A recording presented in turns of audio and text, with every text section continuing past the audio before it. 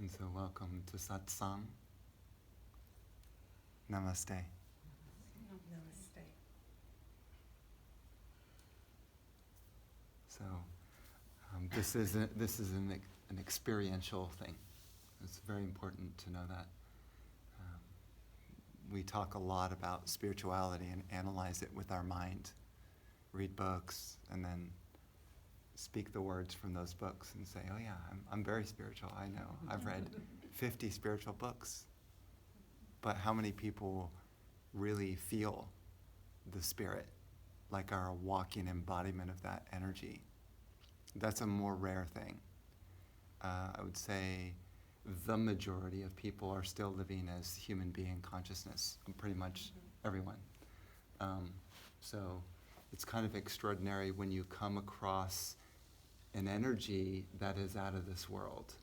So here we're kind of trying to make a vortex that draws you to heaven, like that. That's the reason why I'm doing these gatherings. And I was inspired by, that's why I lit a candle for my teacher, because he was the one who asked me to do these gatherings. It wasn't my idea. In fact, I was saying to someone, I didn't even feel qualified when he asked me in 2012 to renounce everything and set off on the road. You know, I didn't feel like, I thought, have I done enough practice and development to really fulfill on bringing the teachings alive for people? I didn't ask him that question. I just said, it was in a 3-minute meeting that I had with him, and I was, at that time running a financial planning business, and Of course. I was very, very successful in the way that Americans would look at. And then for him to say, oh, Brian, let go of it all, and then get a van, put a bed in the van, and set off and start doing this. I mean, that was a huge, could you imagine? That's kind of a shock, especially when you're so used to a comfortable life. And now I'm living out of my car. And Out of your comfort zone. yeah, to the extreme. And so then you could call that as a wandering monk, that would be another name for it. And the purpose of my life now is to just bring the energy to as many people as I can, share it. And I don't really have to say anything. You can just kind of feel and tune in. But I'd say if we were silent for an hour and a half, might be difficult for people's minds to stay tuned in. So there has to be some talking to keep your attention. So I did that for 3 years, and then after that kind of settled more in the Los Angeles area, and have been beaming out gatherings live on YouTube 3 days a week. Nice. So that's been, and now kind of for the first time since COVID started, finally going out, venturing out into the world again. Yay. So it's been nice. Isn't it nice to be in a group? Yes, absolutely. So great. I love The crazy it. thing through this whole thing has been we as human beings need touch. Yeah.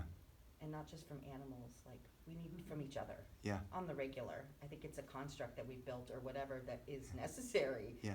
So for not having it for 19, 20 months now. Yeah. This is fantastic. So then this is like a spiritual touch.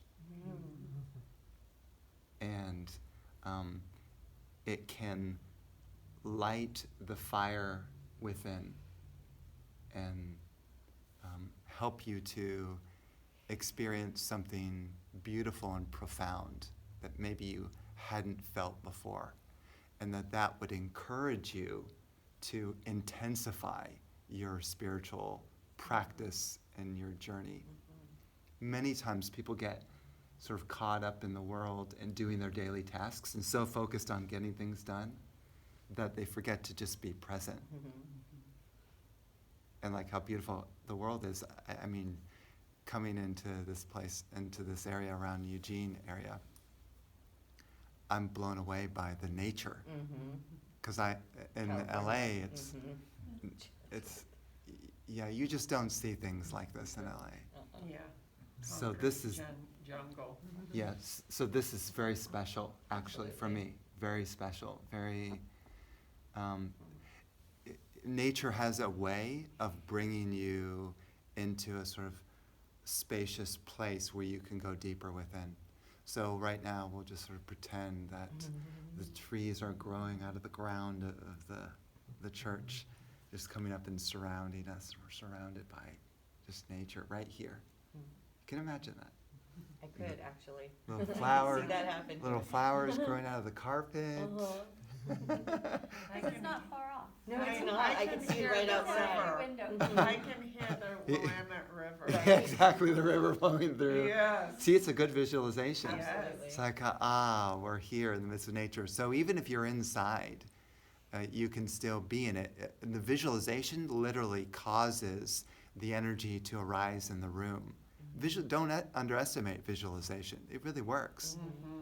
I'll give you an example of visualization. So I like to present the mystical Christ for people. And the mystical Christ is different than the biblical Christ. The mystical Christ is a source of power and energy that you attune to so that you can become like that. So all of us are striving to become Christ-like. And so when he held what I call satsangs, or gatherings of truth, people gathered around him, although he was speaking all kinds of beautiful parables and teachings, his energy was impacting people just sitting around him. So we're going to give an example of invoking the energy of Christ within you through a simple visualization. This is a good way to do a meditation. Is you begin with breath, because breath gets you present and also helps to relax and soften the mind, so it's not going all over the place.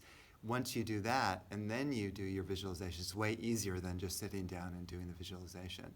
So remembering this, start with breath first, then do your traditional meditation, whatever you do. And that it'll probably increase the power of your meditation 5-10 times. So here's how we can do it. So there's you can take your right hand like this and put it on your heart. This is an activation of the heart space, the heart chakra. So what we do is we take in a deep breath into the heart, breathing in light, and then we speak the words Inanna Rakhma. Exactly. Which means in Aramaic, the language that he spoke back then, I am love, or I'm unconditional love. That's the real language. I'm shocked that you don't see that in the Bible, I know, because that's like the core teaching. Seriously. So that's an Aramaic language. That's what he spoke. And that was the mantra that they used back then to activate the presence in your own heart. So again, we breathe in. Inanna Rakhma. Exactly, and you breathe out. And then again, deep breath in. Inanna Rakhma. Breathing out. Deep breath in.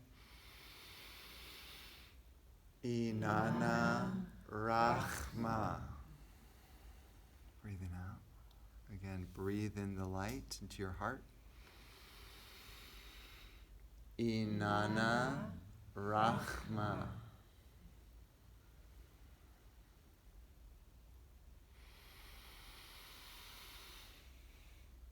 Inanna Rakhma.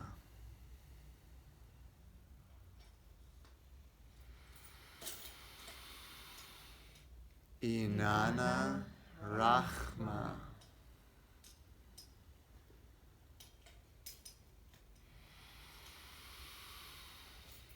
Inanna Rakhma. We'll do it 3 more times. Inanna Rakhma.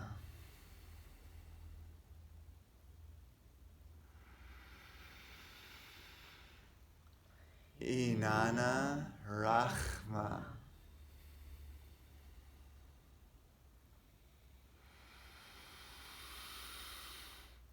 Inanna Rachma.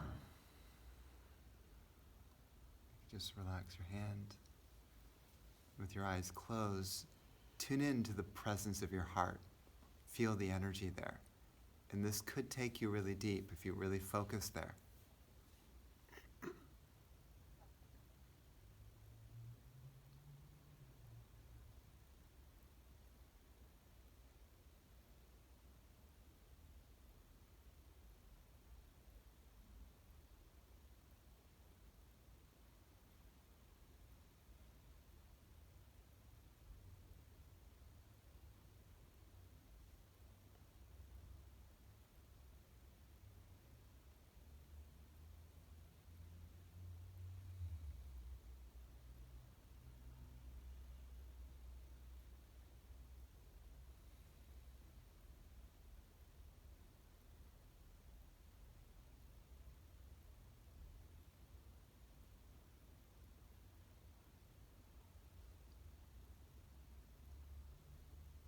And then we visualize Christ sitting in meditation in our heart.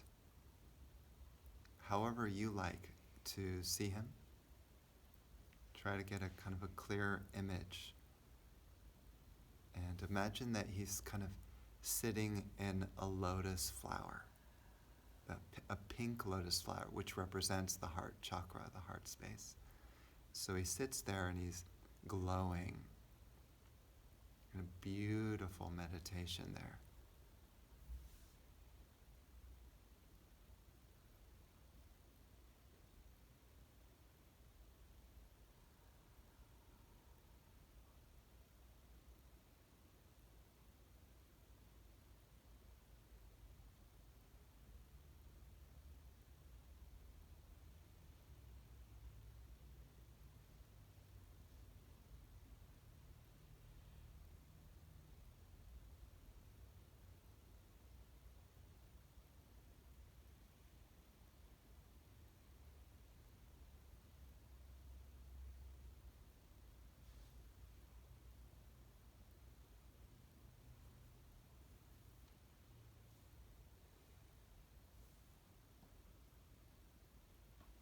Just imagine that in his meditation, he turns into light.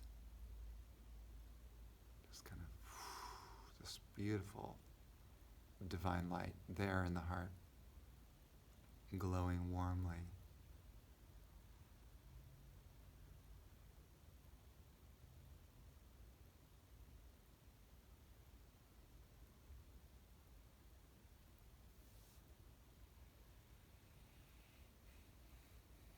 Is activating your heart chakra, your heart space. All the beautiful qualities of love and compassion, sweetness, kindness, care.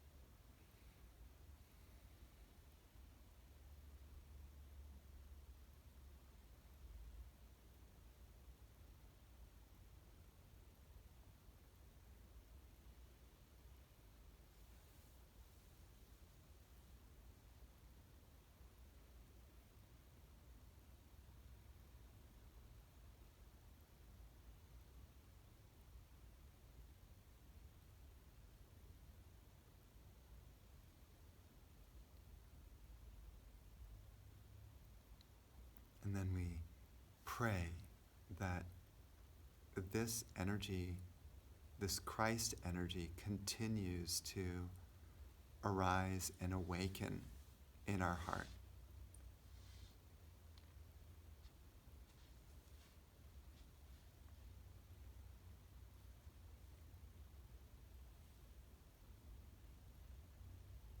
And then it may come alive in just our daily activities, our thoughts and our emotions.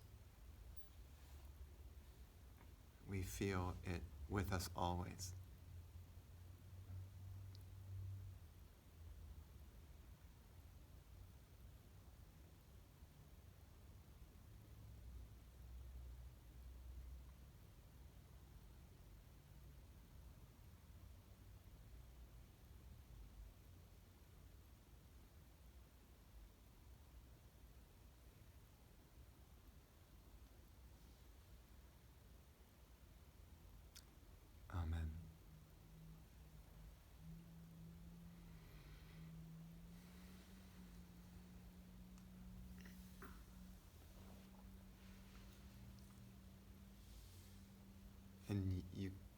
could do this as your meditation also, even every day. And it's amazing what can happen.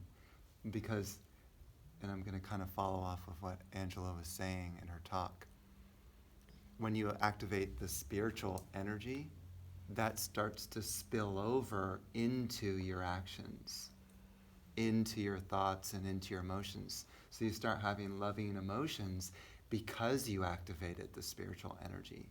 That becomes a sort of living part of you, and it starts to run you. You know how they say surrender to God, and God runs through you, runs you. So your soul comes alive, and it starts to act through the body. So then that's why some people start to say, well, I'm not acting it. It seems like something else, like another power is acting through the body, not me. With a normal person, it's a person that's acting through. Through a Christ, it's a divine presence that's acting through. So it's like a divine character as opposed to a kind of personal character.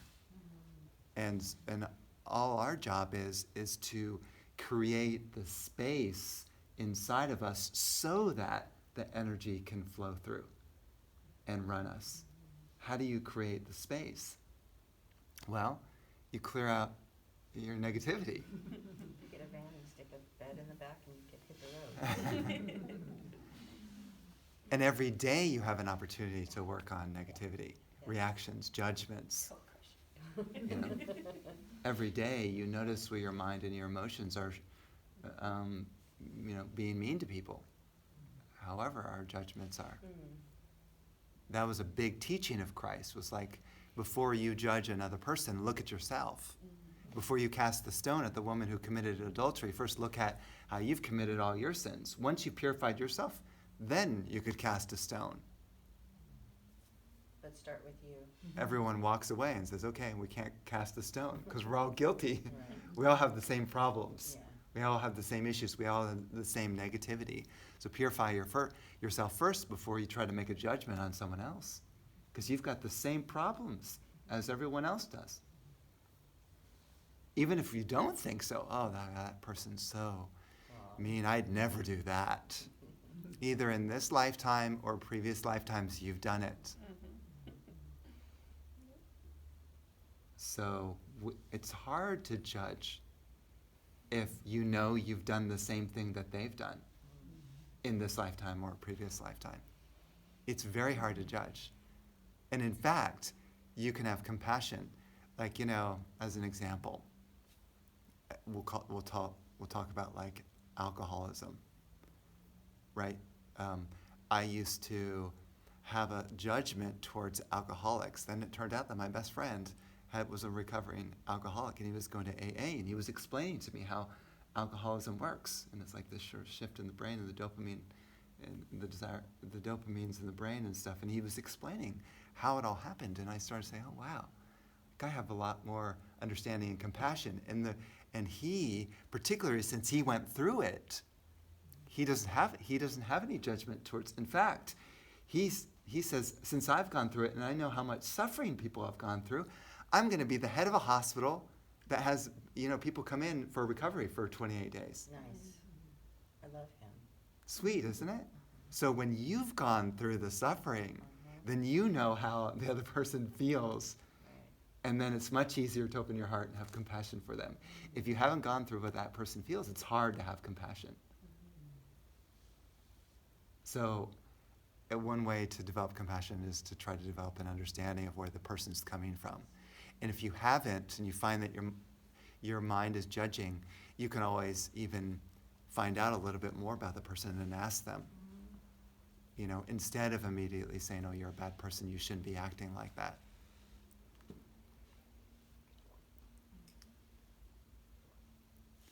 There's an Essene prayer. Does anyone know the Essenes? You do. So, wow, a lot of people know the Essenes. That was the so-called culture that Christ grew up in. He was born into the Essene community, which are we'll call it, they were Jewish, but we'll just call it like the mystical Christians. the first mystical Christians. The first gypsies. Yeah, first gypsies. And they were very much in tune with nature and presence. So there was a reason why he was incarnated into that particular society, because they were highly advanced spiritually, you could say, very connected. And so he was already in an environment in which he had so many opportunities. And one of the prayers that they chanted way back then, it's called the Prayer of the Essenes. And I want to chant it for you, just so you can get a sense of the energy of it. Because it's invoking the 4 archangels, and then what they called back then the Divine Mother, who is called Shekinah, and then Christ, or the Messiah, Messiah, or Yeshua. So it's a mantra to invoke those energies, to bring that here in the room. Imagine as if even now the sort of 4 major archangels are sort of descending into our midst, sort of surrounding and blessing the gathering. And there, you could imagine even like the wings, and the energy just arising in this space. Huge wings, and just the light just penetrating through all of us. And I'll name them: Archangel Michael, Archangel Gabriel, Archangel Uriel, and Archangel Raphael. So we can ask that those angelic forces, or those energies, come to be with us, to support the upliftment, the spiritual evolution of all here, that we really feel it powerfully.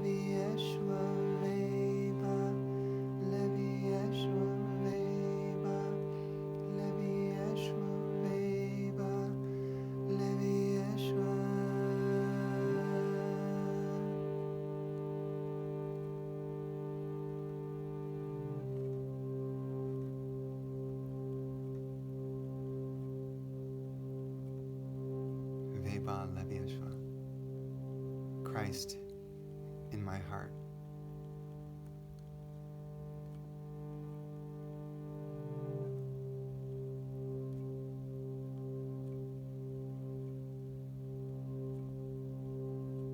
One could say the sacrificial lamb sacrificed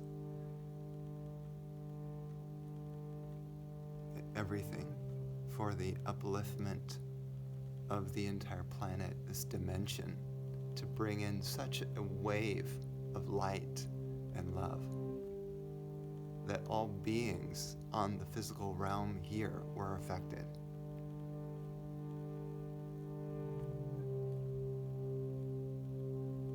An expression of such extraordinary love.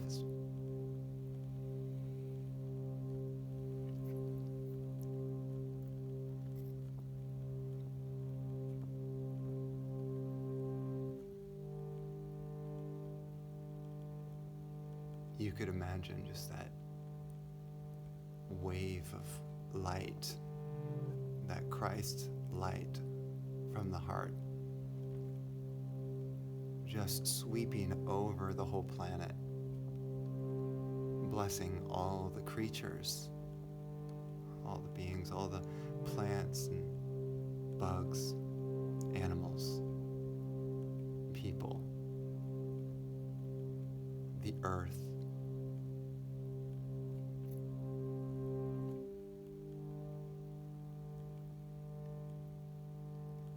All touched by the light of Christ.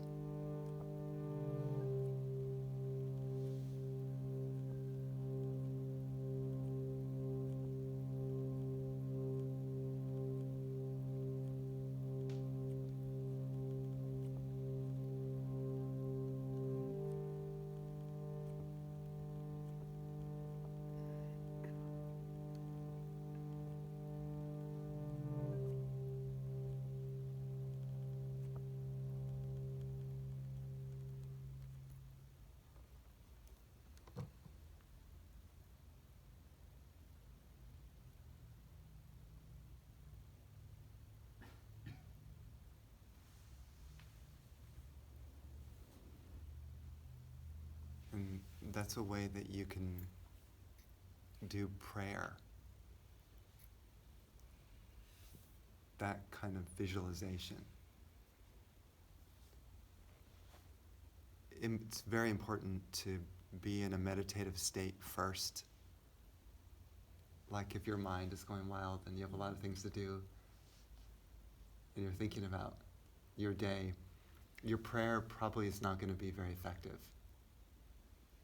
But if you're really in tune with the energy and you can feel it, you know, then when you do your prayer, you'll touch a lot of people. It's interesting because great yogis, people who are beings who are really totally purified, their energy impacts millions of people.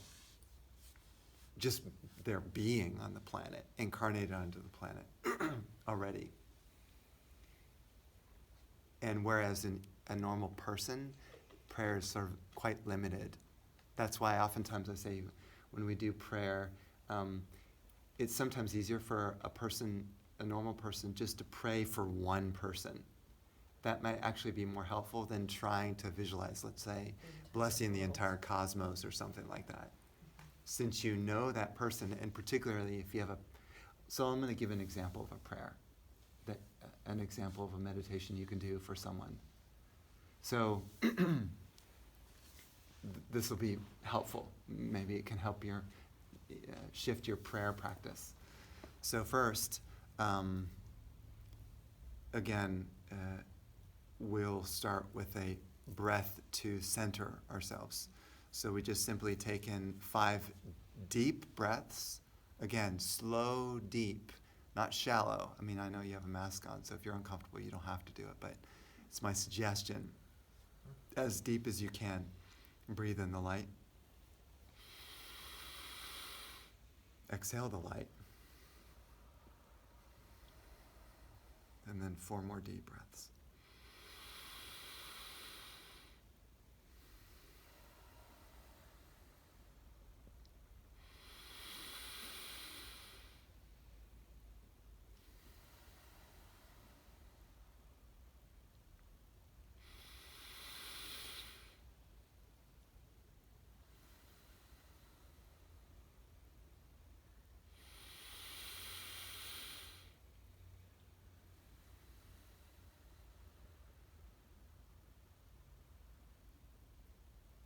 after that, just you can kind of enjoy the energy of that, the beautiful, relaxed state.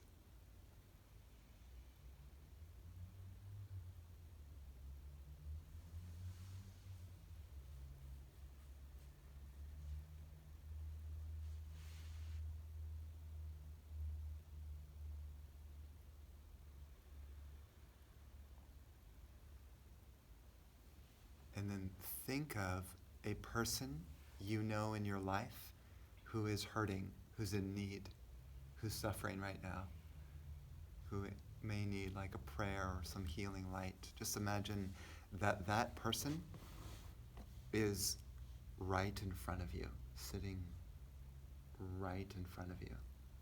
Try to visualize them as if they're in the room.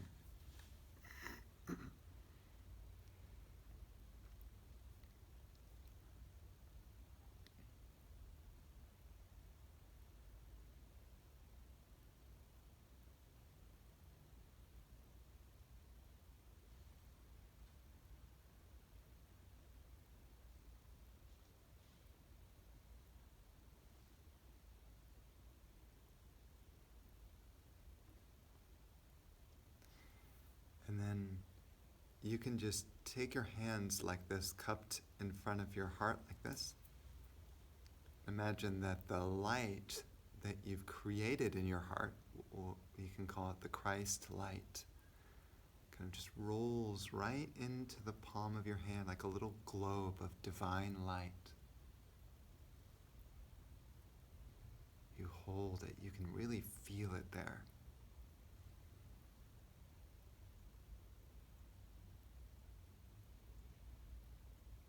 And then you reach out and place it into the heart of that being right in front of you. Imagine it kind of just rolls and goes right into their heart.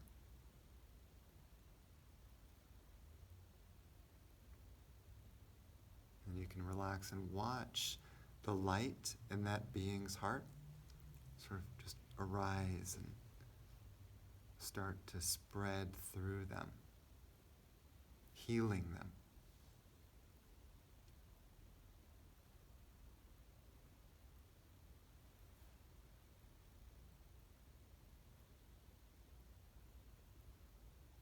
Filling their body,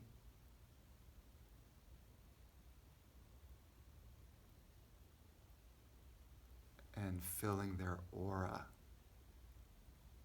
surrounded in light.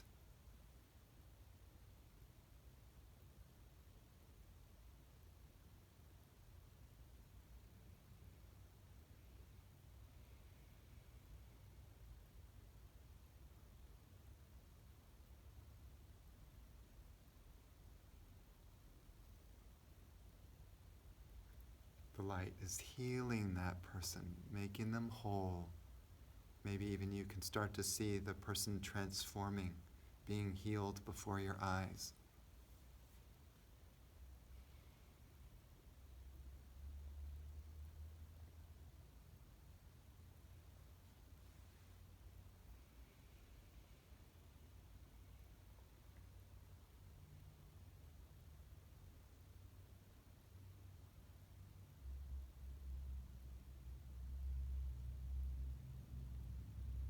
Just notice the expression on the person's face.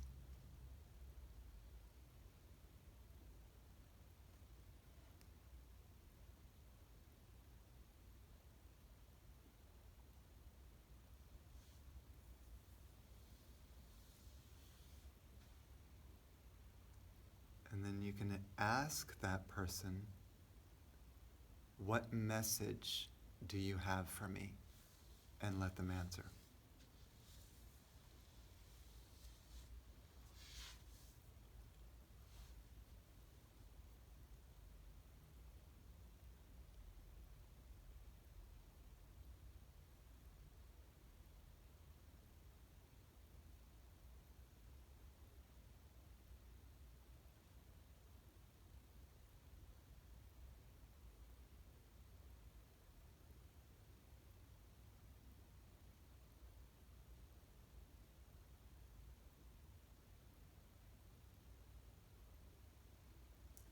you can thank that person for being here.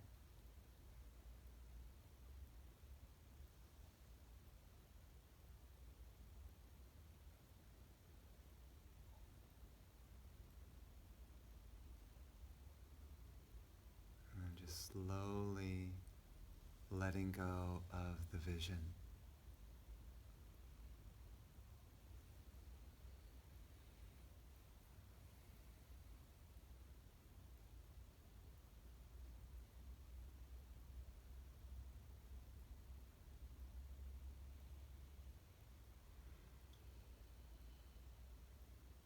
And then we can open our eyes.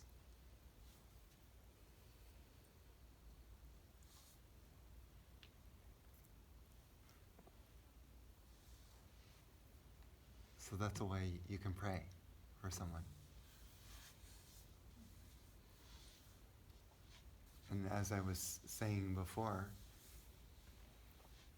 if you're in a good spiritual, energetic state, then the prayer will be way more powerful for them, way more healing. So that's why it's helpful, it pays off to work on yourself. Right?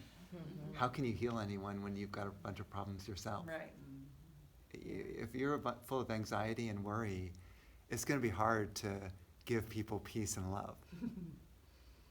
So you have to embody the qualities that you want to give other people. And as I said, remember what I said, that you have to clear out your own negativity first, and you have to look at yourself every day.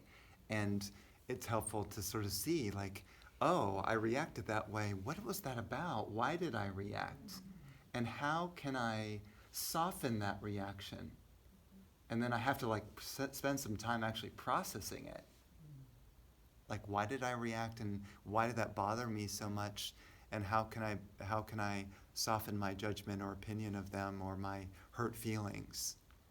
And that takes a lot of work, because sometimes people do things that seem so mean that we could be reeling from those things for years. Literally, it'd be like a dagger in the heart, where even if we wanted to forgive them, we couldn't.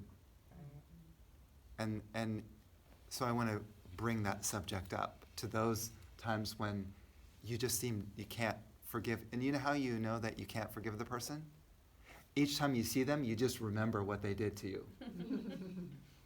That's how you know you haven't forgiven them. You see them, you go, I remember that they treated me like this 5 years ago. God, that was so mean. Maybe you're still talking to your friends or family about what they did. You know, the complaint in your mind of remembering. How do you know when you've healed it? When you don't think about that, what they did to you at all. It doesn't even occur to your mind anymore. It's gone. Then you know you've forgiven. So, do you know the Sanskrit word for forgiveness is kshama? K-S-H-A-M-A, kshama. That's forgiveness. So it's one thing to say, forgive your trespassers in the prayer. It's one thing to say it. But I'm talking about energetically helping you. When I mean energetically, I mean asking for God's grace. Please help me, because I don't know how. I've tried to forgive this person, but I just can't. It's still a dagger in my heart. So then I ask for the grace of God, the sort of mystical, magical factor of God that sort of performs miracles, like Jesus did. It's kind of very graceful. So I'm suggesting that if you've tried your best to purify that negativity, but it still hasn't gone away, ask the grace for help. And what I share with people are like access points into grace, which are the mantras. And why do I feel that these mantras are special? Because you could just look these things up on the internet if you really wanted to. You could. Anyone could. Google whatever, forgiveness, and find out the definition and just say, oh, that's my mantra. It is not the same. You know why? This concept may or may not make sense to you, but I'm going to try to explain it anyway. When you receive a spiritual practice to access the grace from a true spiritual master or true a spiritual being, it awakens that graceful factor, that energy inside you. It like clears out some channel, energetic channel inside you, so that when you chant the mantra or you do the breath or whatever you've received from the master, you can access the grace. If you're coming from your own mind and trying to catalyze the grace, it's actually kind of hard, because your mind only knows ego. It only knows its limited sense. It doesn't really know what grace is. So again, that's why I light the candle for Swami Purna, because Swami Purna he's a great master. Spiritual. He travels through the Himalayas and has really sort of introduced such an amazing magical experience for me in my life that I mean, it's sort of stunned me, brought me to my knees where I never thought it was possible. That's why when he first came into the room at the retreat that I went to in New York City, it was 2008, I mean, I had tears in my eyes before I even saw him. It was such a moving, deep experience, and I knew somehow this is way beyond anything I have ever experienced in my life, and I cannot believe I'm in the presence of such a being. That's how much it touched me. So then, when I receive the mantras or the practices from them, they're very holy. And then, since they've had such a magnificent impact on me, and I'm quite a different person than I was even just 5 years ago, that when I share them, it's kind of like helping you to access the grace inside you so you can use it, if you want, as a key to unlock, let's say in this particular instance, to unlock the forgiveness in you. So the mantra, you may have to get me to record this for you later, but I'm just going to kind of say it because it's a longer mantra. Ya Devi Sarva Bhuteshu Kshama Rupena Sanstita Namastasye Namastasye Namastasye Namo Nama. Meaning it's bowing to the goddess principle. The goddess is Devi.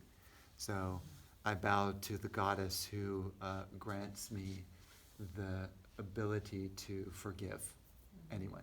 The sort of magic of forgiveness. I bow to because the goddess, God, they're all, That's a long story in itself of what the difference is between male, female principles. But androgyny between them. Yeah, exactly. So yeah, I bow to that goddess who's granting me with this energy and power of forgiveness. Let it arise within me. So I'm saying that mantra. So here's what you do, and you don't have to chant it with me unless you'd like to, or if you'd like to learn it. But think of a person in your life that maybe you still have some residual issues with. Maybe they still bother you a little bit in the background when and if you see them, or if you see them on Facebook oftentimes triggers people. Yeah. Whatever, and you remember them and you kind of have a negative feeling towards them. Think of a person right now who you'd like to forgive. Just let go, and so you don't have to think about it anymore. So that when you see them, there's just open heart, just love. So think of that person.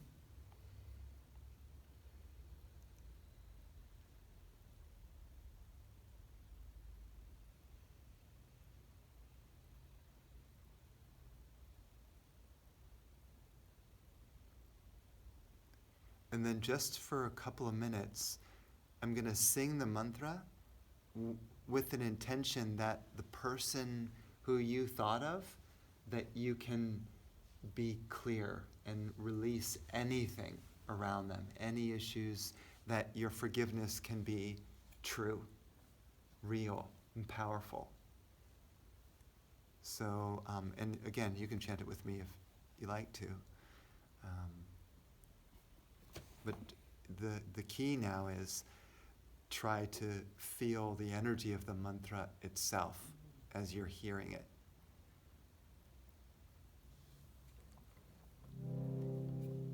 Ya Devi Sarva Bhuteshu Kshama Rupena Sanstita Devi Sarva Bhuteshu Kshamarupena Sanstita Namastasye Namastasye Namastasye Namo Namah Ya Devi Sarva Bhuteshu Kshamarupena Sanstita Ya Devi Sarva Bhuteshu Kshamarupena Sanstita Namastasye Namastasye Namastasye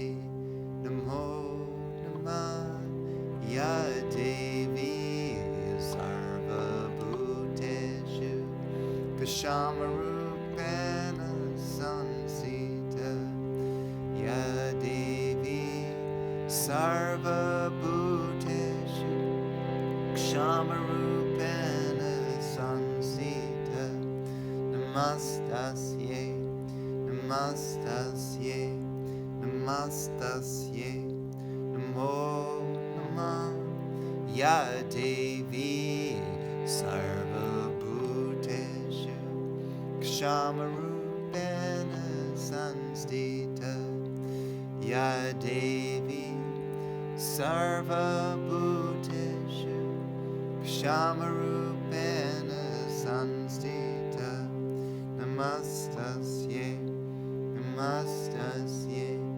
Namastasye Namo Namah Ya Devi Sarva Bhuteshu Kshamarupena Sanstita Ya Devi Sarva Bhuteshu Kshamarupena Sanstita Namastasye Namastasye Namastasye Namo Namah.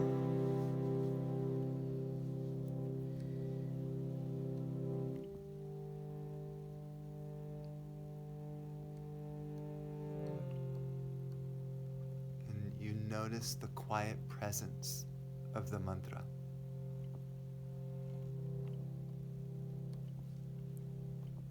And you just allow it to go deeper.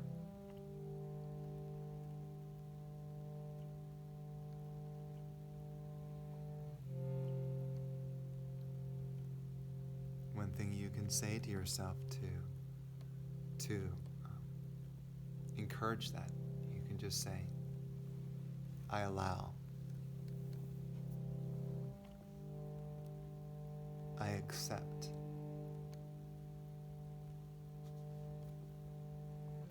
I surrender.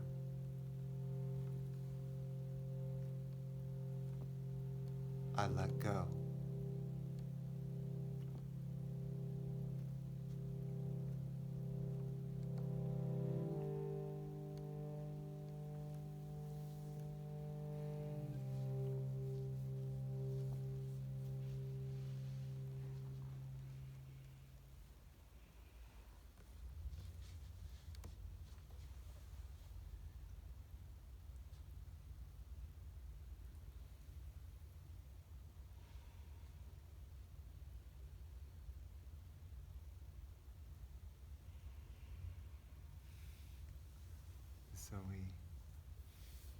So we mentioned this idea of I let go. Parts of us, many parts of us, just don't seem to be willing to let go. We don't even know where we're holding on to our way of being and acting. Most of it actually is subconscious and unconscious. About 1% of our entire experience of our mind is actually conscious. Did you know that? 1%. That means the majority of that, what's running us and making us do what we do, is subconscious and unconscious. I mean, that's why the energy is so helpful, because it helps to go into the deeper places that we can't reach and clear out stuff that we can't see. That's why I love the energy so much, because it clears stuff that, I mean, I don't know. I don't know what Brian is or where Brian's hanging on. I really don't.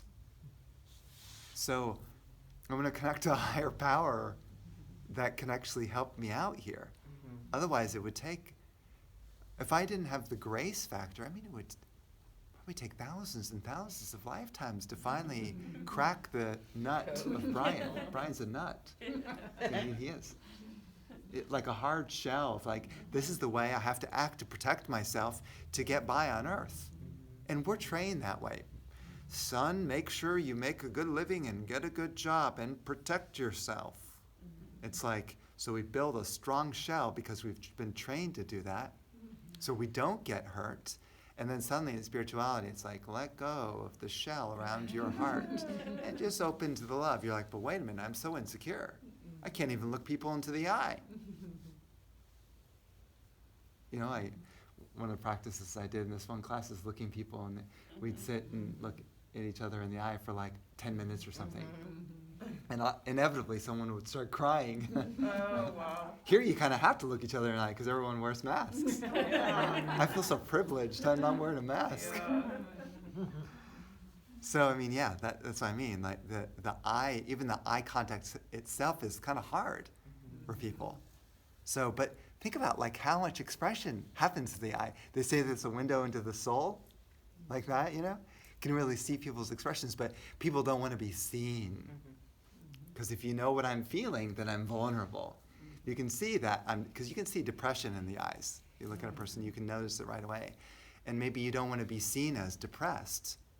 You don't want to be vulnerable and be yourself, because you don't want that person to think that you're depressed or that you're angry or that you're sad.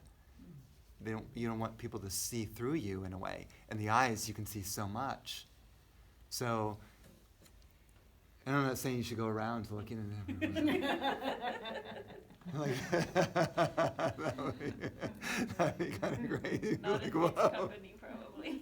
You're like, whoa, take it easy, man. I'm not used to this. But I mean, you know, when you're kind of in safe company, like, I mean, it's good to practice with people. Absolutely. Your daughter, your son, your dog, I don't know. You know, someone who's like comfortable, like even your spouse. You may not be even used to connecting eye to eye with your spouse. Maybe every time you talk to your spouse, you're kind of looking at your feet or something. You know? Or out the window. Out the window or something like that. Because you ignore, you don't want to connect really that deeply with your spouse. I'm sure it happens all the time, even among spouses. So this is a good practice to be present with each other. And not only that, imagine, like I just thought of this just right now, just kind of came to me. But imagine if like you were looking at someone, let's say your daughter or whatever, and you just like this, and you put your hand on your heart, you look into their eyes, and you both say, Inanna Rachma, I am love. And you breathe in as you're looking, Inanna Rachma. You see, you can soften your relationship with someone just by doing that.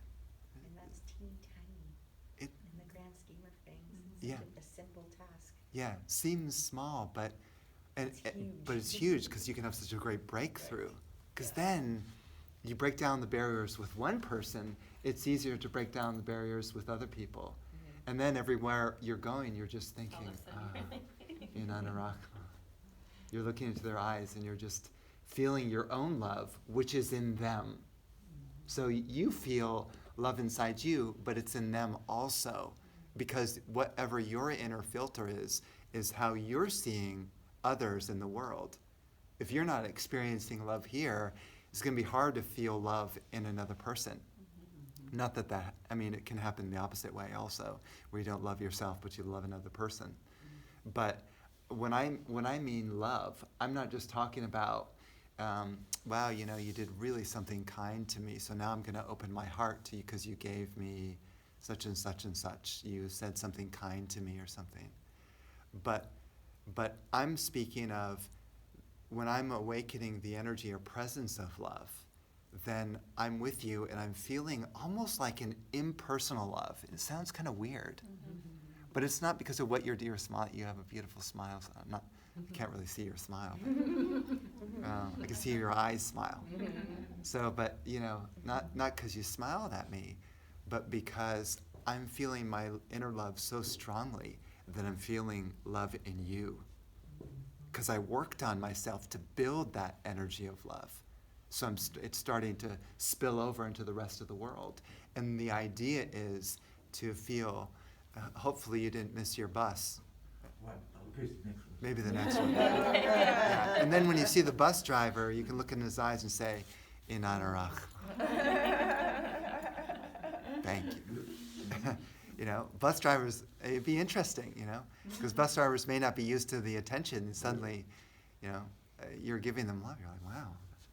And sometimes they can make a person's day. They're so surprised that you connect with them in that way, even for an instant. Everyone else just walks by the bus driver, hardly even sees the bus driver, because the bus driver's just doing his job, driving you from place to place. Because everyone's thinking about getting from point A to point 8B, point 8B, point A to point B. Instead of like feeling the love of presence everywhere. And when it gets so strong, then you start to, and this is amazing, start to dissolve your boundaries between you and other people and the air and the ground. The boundaries get dissolved. What I mean by that is the presence gets so strong that you feel it in you and me, and the air and the ground and the person. So it's like I'm not so centered here anymore. I'm here instead of here. I know what you're talking about. Uh-huh. Yeah. It's like water off a duck, right? It doesn't matter what is going on with that person. You know, you just know that you're available for them at that point in time. And even beyond that, it's not that person. There's just presence. So there's no that person. Not directed towards anybody. Your presence of love pervades all of this. So you start to lose the idea of that person. Because love becomes you, which runs through everyone. So then there's no more me and no more you. That's when you're heading more towards a merger, or what I would call divine love. No more me loving you, but there is love. Love is. Yeah. Love is. You could have that on a t-shirt. Love is. Then you could start conversations. People say, nice t-shirt, love is. What does that mean? Well, let me tell you. Yeah. And then that's a good conversation to have with people. I kind of joke. I was in Virginia holding a gathering, and before that we had a party, and I got together with all these people in Virginia. I didn't really know any of them. There's this one guy, I thought, I'll just have a conversation with him. So I started talking to him about the nature of the universe and the cosmos. And he's like, take it easy, man. Why are you going so deep? That's great. And I was, and because for me, that's a normal, I'm contemplating about the nature of the cosmos pretty much all the time. That's my mode in a way. Mode. And then he was thinking, this is a party, dude. Like, why are you going so deep here? It's like that. That's how he approached me. And I was a little bit like, oh, sorry. Sorry. Just joking. No, let's talk about the weather. It's beautiful outside. Really beautiful. To meet you at a party. Yeah. I don't like shallow, small talk. Right. Yeah. I don't go to those, so that was Yeah. good. But see, I've gotten used to also small talk as well, where I can actually talk with people also where they're at. Before, I was feeling really awkward, like, I can't talk small talk. That's not my thing. But then I thought, well, you know what? I can bring the presence of love in small talk. You know, it's a very beautiful day. And it's a beautiful day. In other words, it's a beautiful heart. It's a beautiful love. The God is shining golden sunlight down on, and it's so green and alive here. This is all God. In my mind or in my experience, that's it. But I'm just saying it's a beautiful day, and I love the weather here. See? Seems superficial, but inside, it's not superficial. And then I can interact with people, and maybe it kind of rubs off a little bit on them. Because again, I say, the spiritual work that you do will rub off on other people. So don't think that it's selfish. Oh, I'm spending time working on myself. No, you are sharing the energy with others so that they can feel something similar, and they can feel illuminated through the work that you do. And what a great gift to give. There's many people who are, sharing their talents of, how to become an accountant, how to become an attorney, how to become a doctor, and all of that. There's plenty of that. But how many people are really sharing the presence and the energy, the spiritual energy? That's a whole other realm. You can bring that into your life. And then, so if I share this with you, then you share it with your family. And then your family shares it. And so it becomes this sort of ripple effect. And I love that idea of the ripple effect. That's why even if there was one person, just you and I, let's say, they're the only one that came, I'd still hold the gathering. And I'd still be happy to be here. And I'd still feel it was an honor to be here. And we could have a beautiful time, just one person.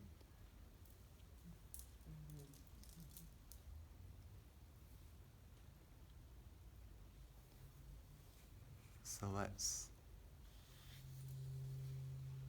chant one more mantra together, and then we'll conclude just with the final prayers. So, this is another mantra for love. Seems to be a love theme today, so we'll go with that. We'll go with that. So, the mantra is Purnam Premam Anandam. Purnam Premam Anandam. Yeah, Purnam means wholeness, completeness. And when you feel whole and complete, Sanskrit. Premam means divine love. Anandam means bliss. So it's an invocation of the bliss of love, the wholeness of love within you. In a way, another way to say the wholeness of love is everywhere, and there is only love is, like you said. Love is. That would be a good translation for the mantra. Love is.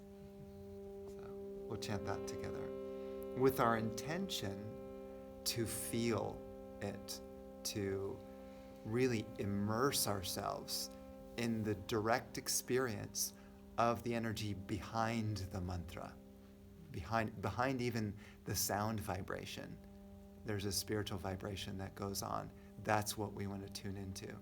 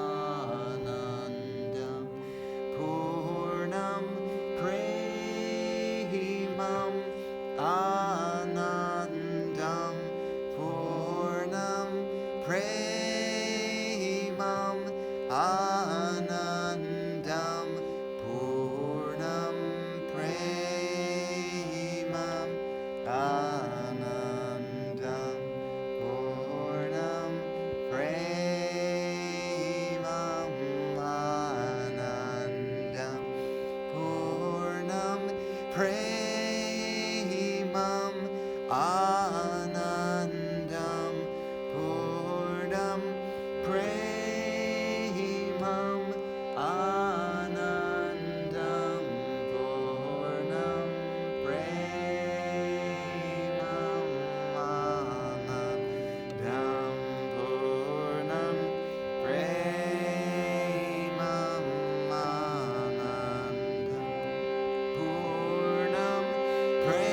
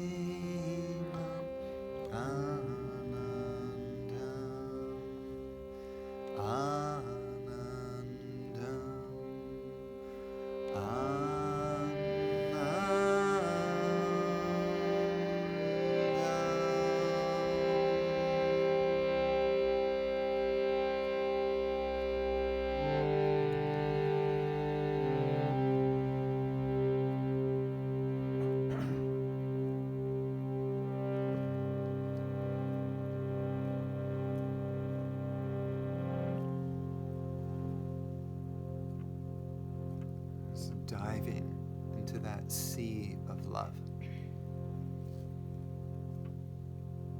As the salt doll walks into the vast ocean, it becomes the ocean.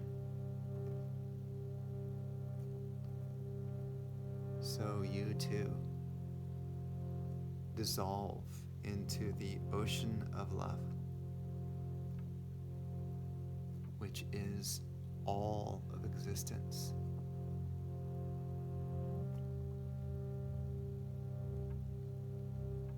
The love of God.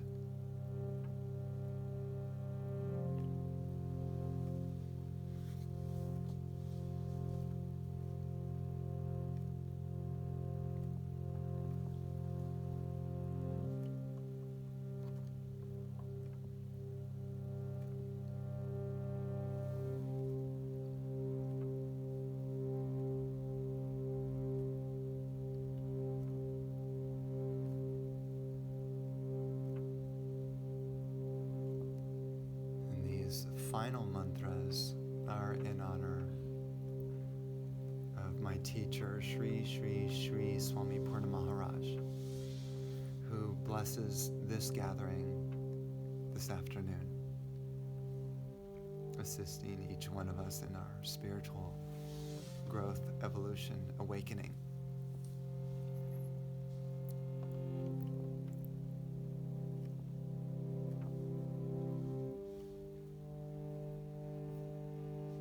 Let the mantras just wash over you.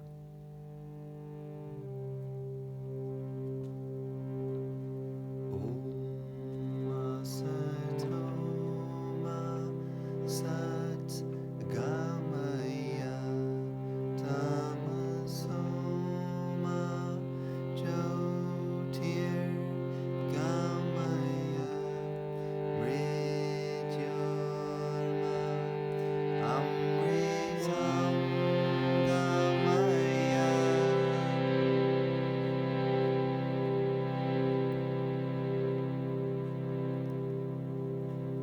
Guru Brahma Guru Vishnu Guru Devo Maheshwara Guru Sakshat Param Brahma Tasmai Shri Gurave Namah.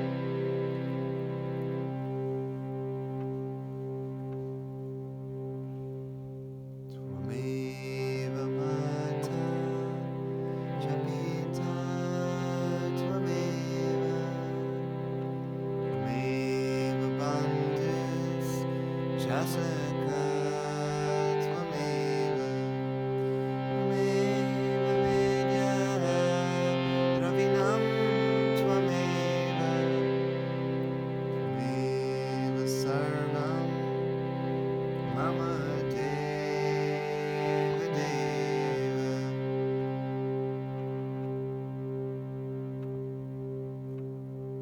Om Purnamata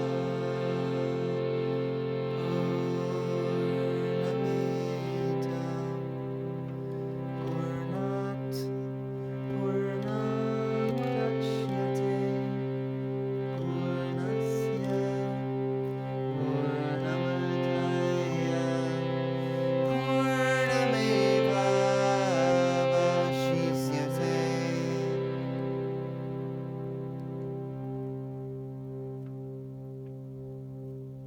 Placing our hands in prayer position in front of our heart, we'll chant together the mantra Om Shanti Shanti Shanti, sending peace to all beings in this world.